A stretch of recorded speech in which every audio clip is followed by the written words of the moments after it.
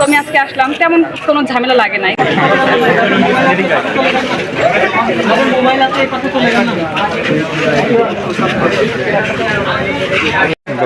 আসসালামু আলাইকুম, আমি মোহাম্মদ আবু তালহা। আমি রাজশাহী ইউনিভার্সিটির এবার প্রথম বর্ষের ছাত্র।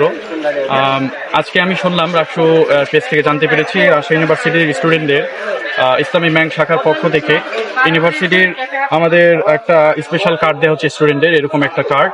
তো আমি আমার আগ্রহের জায়গা থেকে এই কার্ডটা নেওয়ার জন্য এসেছি।